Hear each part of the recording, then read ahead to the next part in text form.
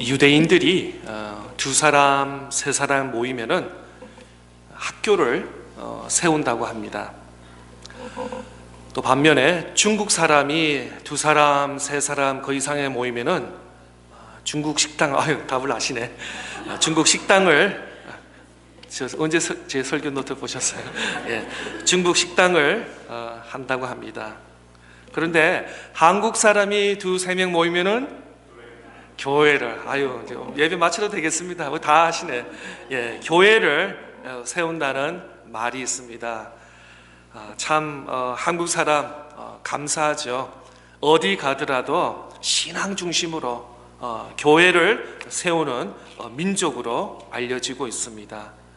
미국과 전 세계 어느 대도시, 소도시, 우리가 생각하기에는 여기는 한국 사람이 없겠지라고 하는 그곳에서도 한국 사람이 모여서 예배를 드리는 그런 신앙의 공동체를 세워나간다는 것 봐서 참 하나님께서 얼마나 기뻐하실까. 정말 하나님께서 마지막 시대에 으뜸이로 세우시는 귀한 민족이 아닌가 생각이 됩니다. 근데 주님 오시는 그날까지 이 믿음, 이 신앙 변하지 않고 끝까지 주님께 모여서 예배와 교회의 공동체를 세워나가는 그런 우리 민족, 한국 사람이 되었으면 좋겠습니다. 우리 계속 사순절, 오늘은 사순절 세 번째 주일을 맞이해서 주님의 십자가, 주님의 고난을 계속해서 묵상할 수 있는 그런 기회, 그런 시간이 되었으면 합니다. 오늘 포함해서 앞으로 3주 동안 십자가라는 주제로 하나님의 말씀을 함께 전거하기를 원합니다. 사도 바울은 고대 인도에 있는 교회 성도들에게 편지하고 있습니다. 오늘 읽지는 않았지만 고린도전서 1장 2절 말씀에 보면은 이렇게 기록되어 있습니다. 고린도에 있는 하나님의 교회, 곧 그리스도 예수 안에서 거룩하여지고 성도라 부르심을 받은 자들과 또 각 처에서 우리의 주, 곧 그들과 우리 주 대신 예수 그리스도의 이름으로 부르는 모든 자들에게. 고린도는 어떠한 도시였나라고 하면은 통계를 봤더니 미국에서 1850, 굉장히 오래된 시간이죠. 1850년도에는 그 도시에 5,000명 있으면 도시, 시리로 이렇게 구별이 되었다고 합니다. 그리고 1950년도에 와서는 미국에서 5만 명, 5천 명이 아니고 5만 명이면은 도시로 이렇게 인정하는 미국 통계가 있습니다.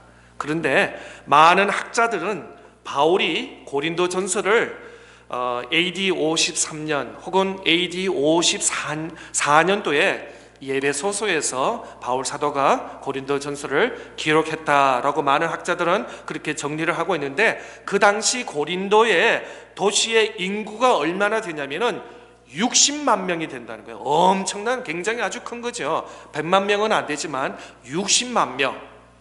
1850년도 미국에서 5천 명이면 도시였어요. 1950년도에는 5만 명이면 도시였는데, 이 당시 AD 53년, 그러니까 2000년 전이죠. 근데 고린도는 already 60만 명의 아주 큰 도시로 구별된 도시였습니다. 이 도시에 특징이 있는데 크게 세 가지가 있다고 합니다. 세 가지가 있는데, 첫째로는 고린도 도시에 뭐가 있냐면 스포츠가 있었다는 거예요. 스포츠. 그리고 우리가 잘 알듯이 올림픽이 바로 이 고린도에 가까운 아탄 그리스에서 시작한 것을 우리가 잘 알고 있습니다. 그런데 이 스포츠가 있으면은 또 뭐가 있냐면은 뭐 도박이 있고 술이 있고 쾌락이 있고 제약이 또 함께 있다는 것을 볼 수 있습니다.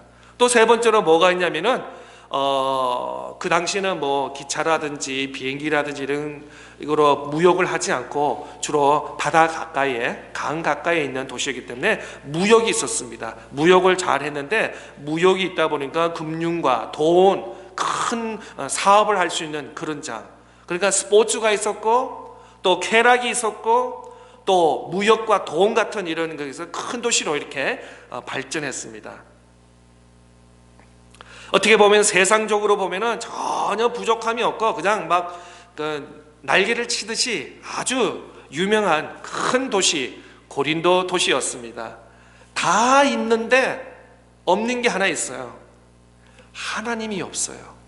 하나님을 믿는 믿음이 없어요. 하나님을 향한 신앙의 도시가 아니었어요. 쾌락도 있고 스포츠도 있고 비즈니스도 있고 돈도 큰 돈이 왔다 갔다 오고 빌딩도 세우고 뭐 도로도 세우고 뭐 여러 가지는 있었는데 하나님을 사모하는 마음, 하나님을 향한 열망, 믿음은 없는 그런 도시였습니다.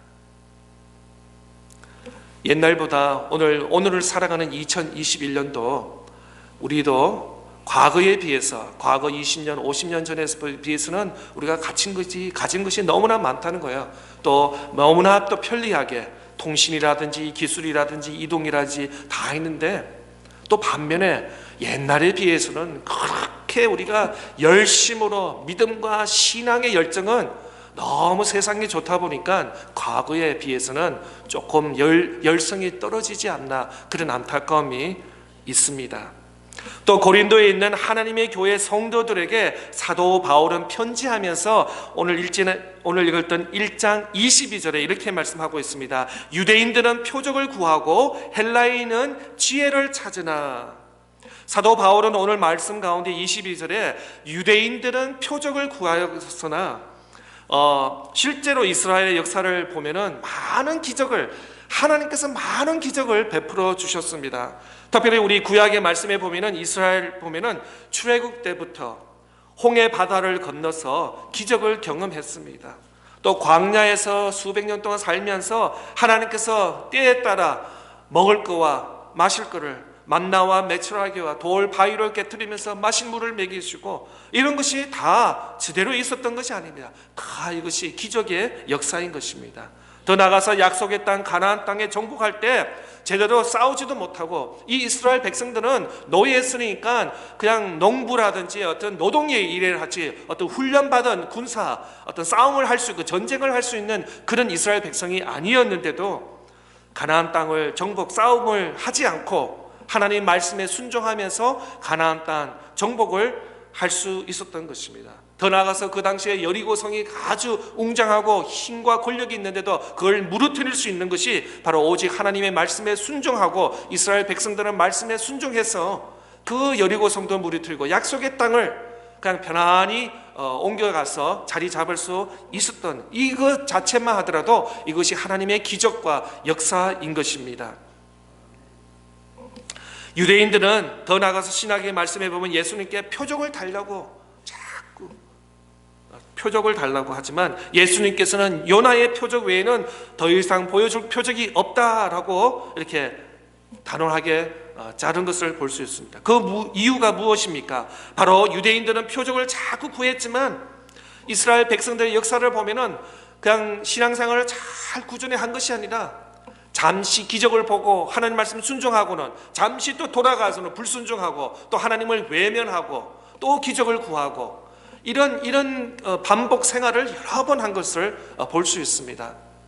만약에 우리 하나님께서 한국 사람처럼 성품이 있으면은 이스라엘 백성들은 벌써 성경에서 제어되고 아마 X, 요즘 말로 하면 X 아닌 것입니다. 그런데 하나님은 인내하시고 또 실수를 범하고 우상을 만들고 또 범죄하고 불순종하더라도 계속 참으시고 계속 용서하시는 그런 하나님이신 줄 우리는 말씀을 통해서 잘 알 수 있는 것입니다.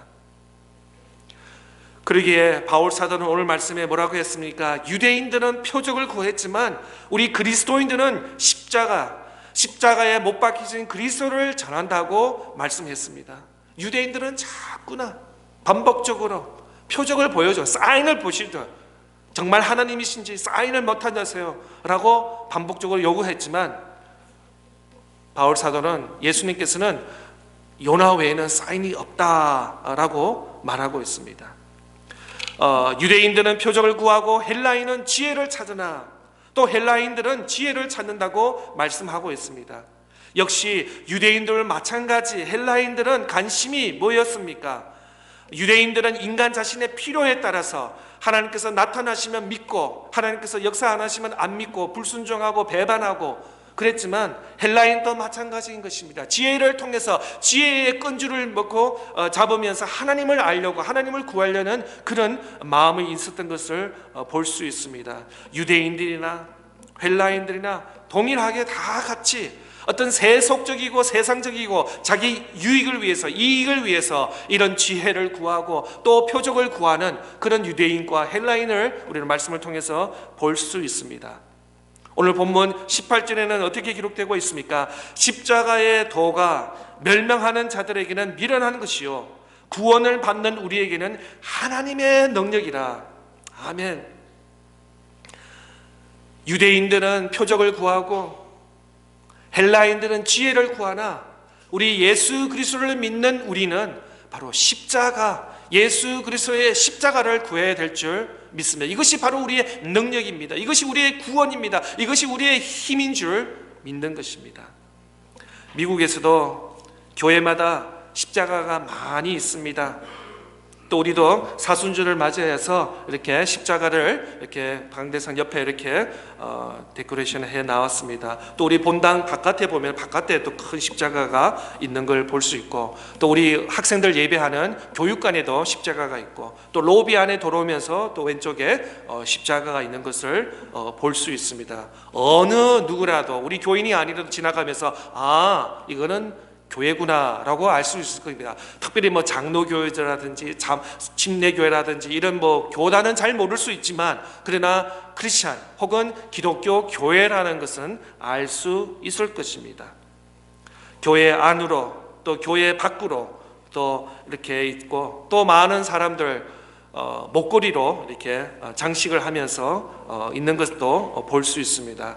그러나 진정 십자가의 그 의미를 알고 있는지 아니면 그냥 외향적으로 그냥 달고 다니고 또 습취하고 있는지 좀 의문이 있습니다. 바로 십자가의 의미를 하나님의 말씀인 로고스, 하나님의 말씀에 우리가 찾고 바로 이해하고 믿는 구원의 진리를 알고 구원에 동참할 때 진정 우리가 십자가의 도, 십자가를 안다라고 할 수 있을 것입니다.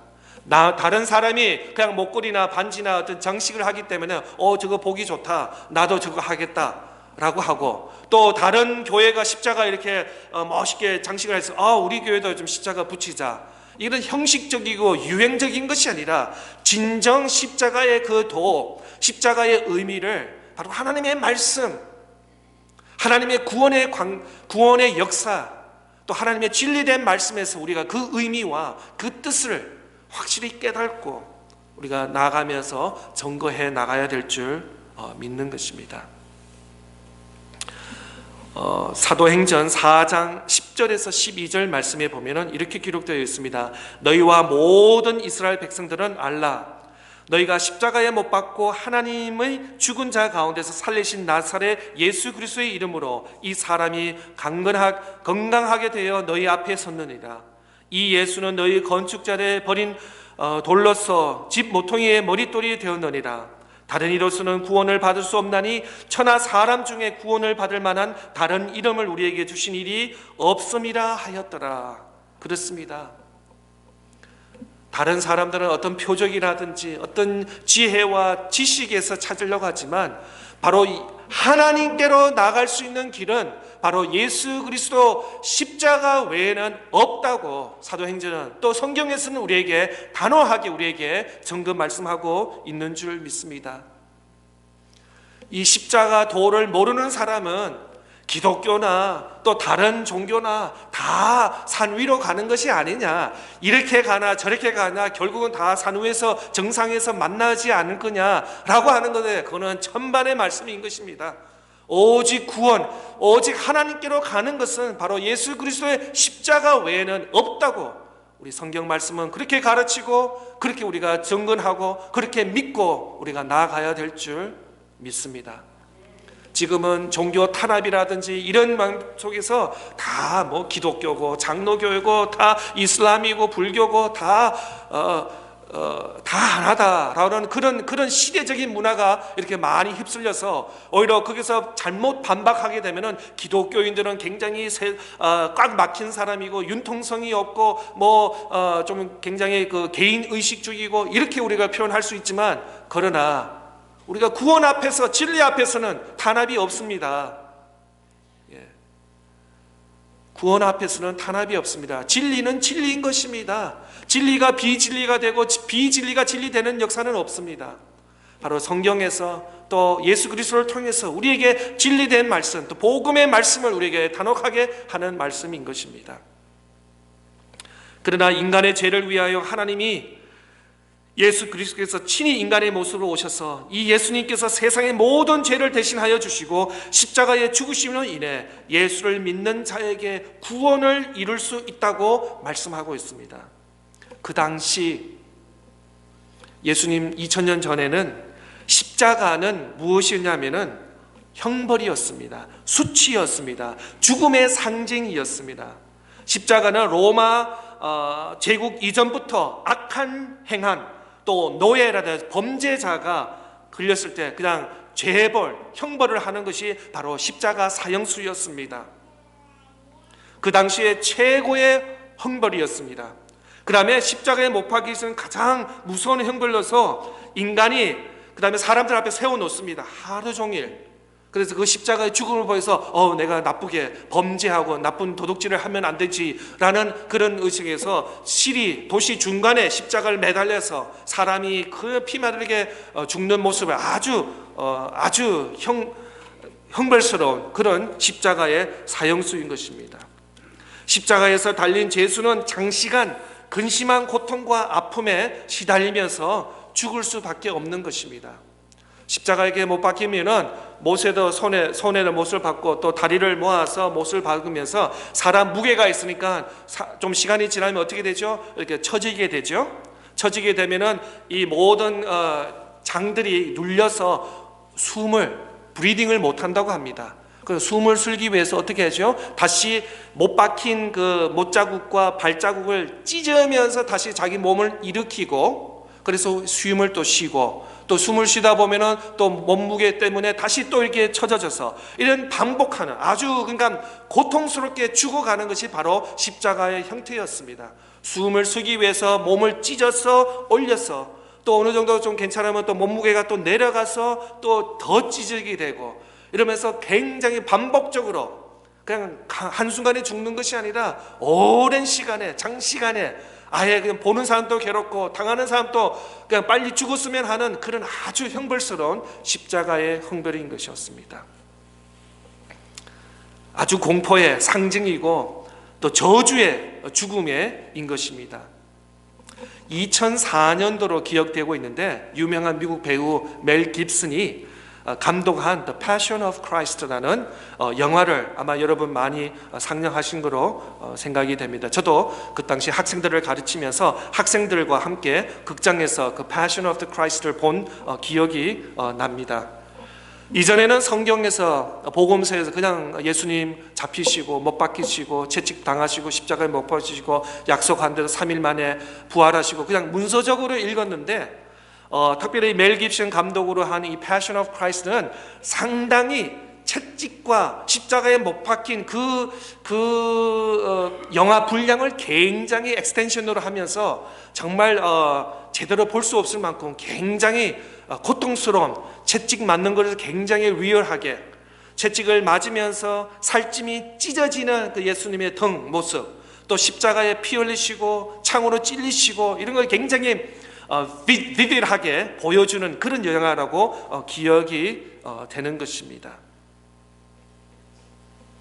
고린도전서 1장 18절 다시 말씀 보겠습니다. 십자가의 도가 멸망하는 자들에게는 미련하는 것이요 구원을 받는 우리에게는 하나님의 능력이라. 그런데 십자가의 도가 멸망하는 자에게는 미련하는 것이지만 구원을 받는 우리에게는 하나님의 능력인 줄 확신합니다. 그러나 십자가가 그냥 죽음, 형벌, 수치가 아닌 것입니다. 십자가, 예수 그리스도의 십자가를 통해서 새로운 생명, 새로운 안식, 새로운 영광을 우리 하나님께서, 우리 주님께서 먼저 십자가에서 보여주신 것입니다. 그냥 로마의 체형으로 해서 십자가에는 그냥 죄인들의 죽음이라면 그런 아주 형벌스러운, 악독스러운, 보고 싶지 않는 그런 처형이지만, 예수 그리스도, 죄 없는 예수 그리스도가 십자가에 못 박혀 죽으시면서 오히려 십자가의 의미가 바뀌어진 것입니다. 바로 예수님의 십자가를 통해서 새로운 우리에게 생명과 안식과 또 영광을 드러내는 바로 십자가로 부활하게 되신 것입니다. 십자가의 죽음은 아무 흠도 없는 하나님의 아들 예수 그리스도께서 매달려 죽으심으로 인해 죽음의 십자가가 생명의 십자가로 뒤바뀌게 되었습니다. 예수님의 대속으로 말미암아 하나님과 죄된 인간 사이에 넘칠 수 없는 그 장벽의 벽을 완전히 예수님께서 십자가에 못 박혀 죽으시고 무너뜨리시고, 하나님과 단절된 관계를 브리지 역할을 하시면서 하나님께로 나아갈 수 있는 길이 바로 십자가, 예수 그리스도를 믿는, 예수 그리스도의 십자가의 보혈을 고백하는 우리에게 구원의 영광, 하나님께로 나아갈 수 있는 은총을 우리에게 베풀어 주신 것에 되신 것입니다. 그러므로 십자가의 도를 믿지 않는 자에게는 여전히 죽음의 멸망이 뿐이지만, 십자가를 붙들고 십자가를 의지하는 우리 하나님의 자녀는 바로 영광, 생명, 안식, 축복이 되는 줄 믿습니다. 그렇습니다. 우리가 교회 돌아오면서 십자가를 보면서 사형, 형벌이라고 이렇게 우리가 생각하지 않고, 바로 예수 그리스도가 나의 대신 십자가에 못 박히고 죽으시고 약속하신 대로 부활하시고 하나님 우편에서 우리를 위해서 중보 기도하시는 그 하나님을 생각할 때 우리에게는 생명이고 희망이고 소망이고 위로고 축복이 되는 줄 믿는 것입니다. 누가복음 23장 43절 말씀에 예수께서 이르시되 내가 진실로 내게 이르노니 오늘 내가 나와 함께 낙원에 있으리라 하시니라. 예수님께서 십자가에 못 박혀 죽으시는데 혼자 십자가에 못 박혀 죽으시 아니하시고 양쪽에 죄수들을 십자가에 못 박혀 죽으시게 되었는데, 그중 한 사람이 주님, 내가 예수님을 믿으면 낙원에 구원을 받을 수 있습니까? 라고 했을 때 예수님께서 나와 함께 있으리라 라고 말씀해 주셨습니다. 그 뜻이 무엇입니까? 바로 십자가에서 죽어서 우리 육신을 죽지만 우리 영혼은 하나님과 영원히 산다는 그 영생과 생명을 십자가에서 말씀하고 있는 것입니다. 다시 십자가의 도는 멸망하는 자에게는 미련한 것이요 구원을 받는 우리에게는 하나님의 능력이라고 분명히 우리에게 말씀하고 있는 것입니다. 또 이 무서운 형벌의 상징의 십자가를 예수님께서 직접 지심으로 참된 안식과 평안의 상징으로 우리가 돌려내어 주게 되신 것입니다. 골로새서 1장 20절 말씀, 그의 십자가의 피로 화평을 이루사 만물 곧 땅에 있는 것들이나 하늘에 있는 것들이 그로 말미암아 자기와 화목하게 되기를 기뻐하심이니라. 그렇습니다. 십자가 때문에 우리가 하나님께로 다시 단절된 그 관계를 회복할 수 있도록 하나님께서 그 예수 그리스도의 십자가를 통해서, 그래서 십자가는 우리의 생명줄인 것입니다. 우리의 브리지 역할, 또 구원의 길인 것이에요. 구원의 방법의 길인 것입니다. 그리고 예수님께서 그 저주스러운 십자가에 친히 달려 죽으시고 우리의 모든 수치와 공포 그리고 저주를 대신 감당해 주셨습니다. 그래서 우리는 더 이상 십자가의 죄에 대해서 더 이상 우리는 죄의 신분이 아니고 십자가에 달릴 필요가 없이 되게 된 것입니다. 십자가의 도가 멸망하는 자에게는 미련한 것이요 구원을 받는 우리에게는 하나님의 능력이라. 십자가의 도가 멸망하는 자들에게 미련한 것이요 구원을 받는 우리에게는 하나님의 능력. 그런데 오늘날 많은 교회에서도